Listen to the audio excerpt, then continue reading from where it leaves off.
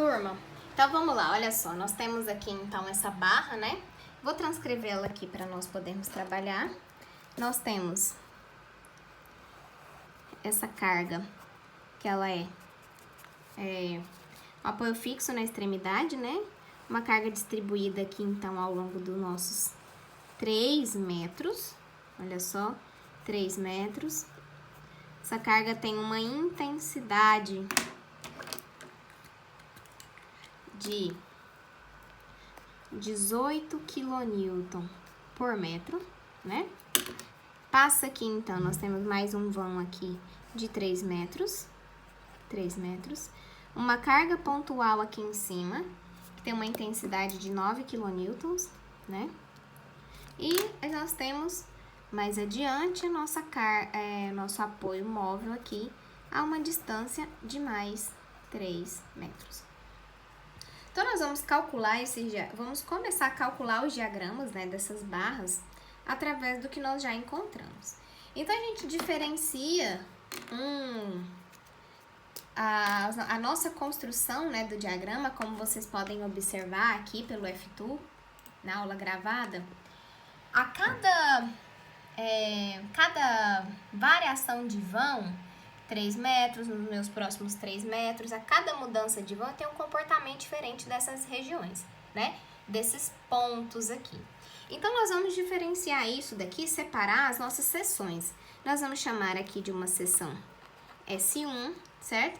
Onde eu tenho variação de vão.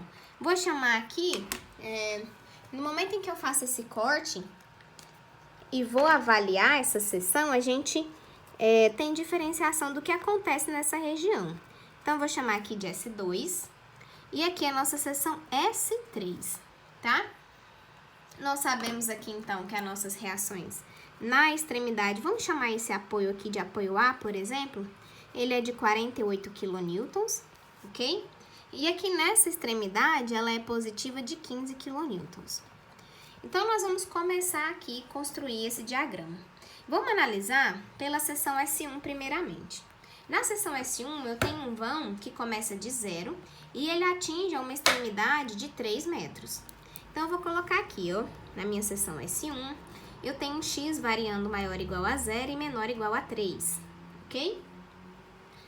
Então, vamos desenhar essa seção aqui novamente, olha só. Temos nosso apoio fixo, né? Esse apoio é um apoio A. Tem uma reação de 48 kN aqui. Eu tenho uma carga distribuída aqui, olha só, que tem uma intensidade de 18 kN por metro. E nós temos, então, o final dessa barra. No momento em que eu corto essa seção, eu vou fazer uma análise para esse intervalo. Entretanto, no momento em que eu corto, eu gero uma quebra, uma interrupção nesse vão. Aquilo que antes tinha 3 metros, agora eu não sei quanto vale mais. Por isso, eu vou chamar de X, ok? A minha análise é dentro desse intervalo, então eu não sei de fato quanto vale o momento do meu corte. Entretanto, aqui nesse ponto que eu vou analisar, porque eu vou analisar o que acontece na região da barra, da minha direita para a esquerda, ok? Então, aqui eu tenho que essa viga tá toda engastada. Então, no momento em que eu faço essa interrupção, eu gero alguns esforços internos, né? E como vocês podem observar aqui no F2, eu tenho que, se eu vou analisar uma barra, por exemplo, da direita para a esquerda, eu tenho a minha normal nesse sentido, o cortante é para baixo e o momento é entrando na viga. Então, eu vou desenhar isso daqui, olha só. Eu tenho a nossa normal, N. O meu cortante, ele é para baixo e a minha normal, o meu momento, ele entra na viga. Lembrando que nós vamos trabalhar utilizando quem? Nossa referência vai ser o BIA, tá? O Mecânica Vetorial para Engenheiros, em que ele trata que horário é positivo e momentos anti-horário seja negativo. Então, tá aqui a nossa primeira seção. Nós vamos começar com o somatório de esforços, que eu tenho a cortante e a normal. A minha normal está ao longo de X. Então, eu fazer um somatório em relação a X, como eu não tenho esforços nenhum em X, eu já posso dizer que a minha normal vai valer 0. Fazendo, então, um somatório com relação ao eixo Y, Eu vou começar, então, pelo meu cortante. Eu vou colocar aqui menos cortante, porque está negativa, a ponta da seta é para baixo. O que mais que eu tenho? Eu tenho essa reação aqui positiva de 48, vou somar com 48. E eu tenho a minha força. Quem que é a minha força distribuída? Para transformar uma força distribuída em concentrada, eu faço o quê? Cálculo de área. Carga distribuída retangular é base vezes altura. Então, a minha base agora está ao longo de x. Então, eu vou colocar aqui, ó, menos, porque a minha força está direcionada para baixo. A minha base vai ser x e a minha altura é de 18 kN. Então, o cálculo da minha força é força, base, vezes altura, que é a minha intensidade da força, certo? Como eu não tenho mais nenhuma força aqui para ser calculada, eu já posso colocar isso tudo igual a 0. Então, fazendo essas considerações aqui, nós vamos ter 18x menos 48. Multiplicando isso aqui tudo por menos 1, nós temos que o nosso cortante vai valer menos 18x mais 48. Eu tenho variação aqui, ó, do meu cortante. Eu vou variar para um intervalo de 0 a 3.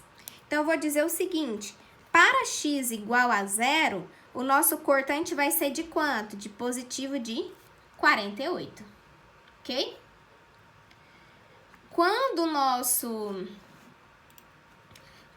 nosso x for igual a 3, olha só, vou substituir o x por 3, vamos fazer esses cálculos aqui. Então, veja bem, eu tenho menos 18 vezes 3 mais 48. Então, eu vou lá para menos 6. Opa, então, vou vir aqui dizer que o meu cortante vai valer menos 6 na seção 1.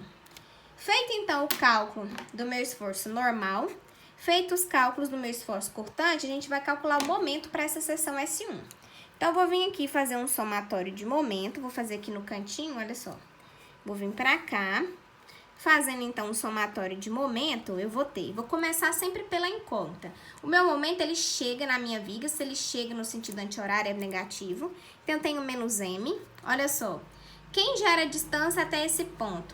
A minha força de 18, ela rotaciona nesse sentido, ela vai rotacionar anti-horário, certo? Ela vai rotacionar anti-horário, olha só, ela vai estar vindo até encostar em m. Então, eu vou colocar aqui menos. Para eu calcular momento, o momento é forças vezes distância. Então, quem é a força? Base vezes altura mais uma vez. Quem é? É a base vezes a altura vezes a distância. Onde que ela vai estar alocada? Qual é o centro de gravidade? Quem é o x barra lá da mecânica? Para cargas retangulares. É a base sobre 2. Então, eu vou colocar aqui, ó, quem é? Momento não é força vezes distância, agora quem é minha distância? É a minha base, que é x sobre 2. Então, tá aí. O que mais que gera distância? Essa reação, ela vai rotacionar para encostar aqui, ó, no sentido que? Horário. Então, ela vai ser positiva. Qual que é o valor? 48 vezes a distância, que é x. Então, mais 48x. Como eu não tenho mais nada, eu posso colocar igual a 0. Fazendo esses cálculos aqui, então, nós vamos ter que menos m, menos 18 que divide 2 é 9x ao quadrado, x vezes x, mais 48x, isso tudo igual a 0. Multiplico isso tudo por menos 1, nós vamos ter o quê? Não, perdão, vamos passar primeiro para o outro lado da igualdade.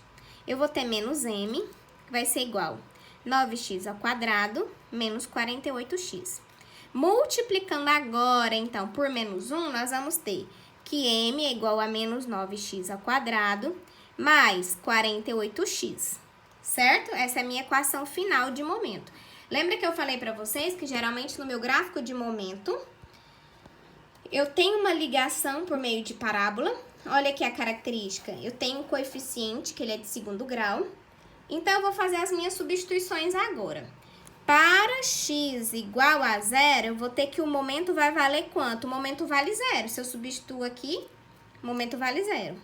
E para x igual a 3, quanto é que vai valer esse momento? Olha só, vai ser menos 9 vezes 3 ao quadrado, menos 9 vezes 9, né? 3 ao quadrado, nós temos 9. Então, menos 9 vezes 9, mais 48 vezes 3, que vai me dar um ponto no gráfico que vale 63. Então, eu vou vir aqui e vou colocar 63. Ah, lembrando, qual que é a minha unidade de medida? É quilonewton metro. Aqui a nossa unidade de cortante é em quilonewton, ok? Então, tá aqui a primeira seção, tá, pessoal? Não confundam. Na primeira seção está calculada.